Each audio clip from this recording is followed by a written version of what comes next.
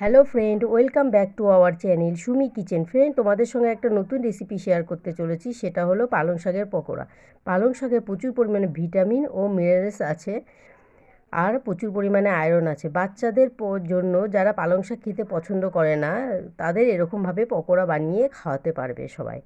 দেখো, এখানে আমি পকোড়ার জন্য পালং শাকগুলোকে ভালো করে ধুয়ে পরিষ্কার করে নিয়ে নিয়েছি। এটা একদম ছোট কচি পাতাগুলো, মাঝখানের যে দুটো পাতা থাকে ছোট ছোট, ওগুলোকে ভালো করে পরিষ্কার করে ধুয়ে নিয়ে নিয়েছি। আর সঙ্গে লাগছে পেঁয়াজ।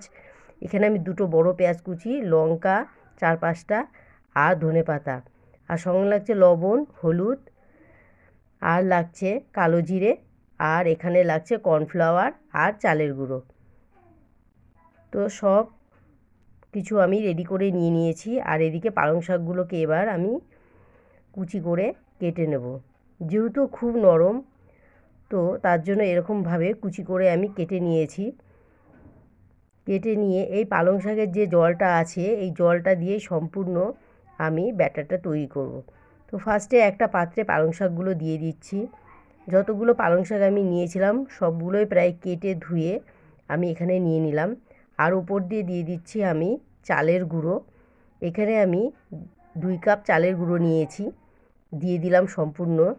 আর এখানে দিয়ে দেব কর্নফ্লাওয়ার 2 চামচ। এখানে 2 চামচ কর্নফ্লাওয়ার দিয়ে দিলাম। আর দিয়ে দেব ধনেপাতা। এখানে আমি পরিমাণ অনুযায়ী ধনেপাতা নিয়েছি, আপনারা চাইলে এটা স্কিপ করতে পারেন, আর চাইলে দিতেও পারেন। আর দিলাম 1 চামচ কালো জিরে। আর দিয়ে দিলাম কাঁচা লঙ্কা। এখানে 4-5টা কাঁচা লঙ্কাকে কুচিয়ে নিয়ে নিয়েছি। আর আমি এর উপরে দিয়ে দেব পেঁয়াজ। এখানে বড় সাইজের দুটো পেঁয়াজ একদম কুচি করে নিয়ে নিয়েছি। এবার উপর দিয়ে দিয়ে দেব লবণ, হলুদ। এবার সব কিছু একত্রে ভালো করে হাতের সাহায্যে এরকমভাবে চারিদিকটা ভালো করে একবারে কষলে কষলে এটাকে ব্যাটারটা আমি তৈরি করব।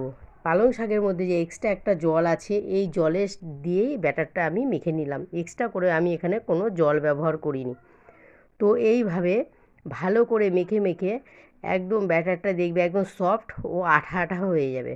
তখন বুঝবে যে এটা সম্পূর্ণ রেডি হয়ে গেছে। এবার আমি এটাকে কিছুক্ষণের জন্য রেস্টে রেখে দেব।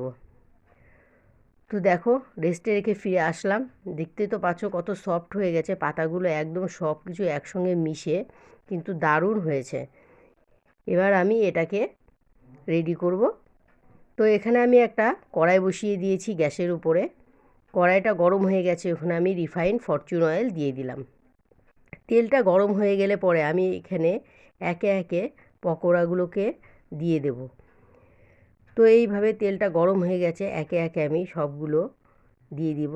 দিয়ে এপাশ ওপাশ উল্টে পাল্টে ভালো করে ভেজে তুলে নেব। এটাকে আমি হাই মিডিয়ামে দিয়ে ভাজতে পারবো না, এটাকে লো টু হাই মানে মিডিয়াম হিটে রাখতে হবে, না হলে ওপর থেকে পুড়ে যাবে এবং ভিতরটা কাঁচাই থাকবে। তার জন্য আমি এটাকে চ্যাপটা চ্যাপটা করে হাতের সাহায্যে চেপে চেপে চ্যাপটা করে তেলের উপরে দিয়ে দিচ্ছি এবং এটাকে লো মিডিয়ামে রেখে মুচমুচে করে ভেজে তুলে নিলেই রেডি হয়ে যাবে পালং শাকের পকোড়া। বন্ধুরা, বিকেলবেলা 1 কাপ চায়ের সঙ্গে কিন্তু পালং শাকের পকোড়া হলে দারুণই হয়। খেতেও কিন্তু হয়েছিল অসাধারণ। আপনারা চাইলে বাড়িতে বানিয়ে দেখতে পারেন। আর রেসিপিটা যদি ভালো লাগে অবশ্যই লাইক, কমেন্ট, শেয়ার করবেন। আর আমার চ্যানেলটাকে সাবস্ক্রাইব করে আমার পাশে থাকবেন। তো পকোড়াগুলো রেডি হয়ে গেছে। এবার আমি সব পকোড়াগুলোকে একটা প্লেটে আমি তুলে নিচ্ছি। আর আমার রেসিপিটা দেখার জন্য তোমাদের সবাইকে ধন্যবাদ। তো দেখতেই পাচ্ছ, এবার আমি প্লেটিং করব। অসাধারণ হয়েছে দেখতে, খেতেও কিন্তু দারুণ হয়েছিল। গরম গরম চায়ের সঙ্গে গরম গরম পকোড়া কার না ভালো লাগে। তো এই রেসিপিটা তোমরা অবশ্যই বাড়িতে ট্রাই করে দেখতে পারো। যদি ভালো লাগে আমার চ্যানেলটাকে সাবস্ক্রাইব করে আমার পাশে থাকবে। আর আমার রেসিপিটাকে দেখার জন্য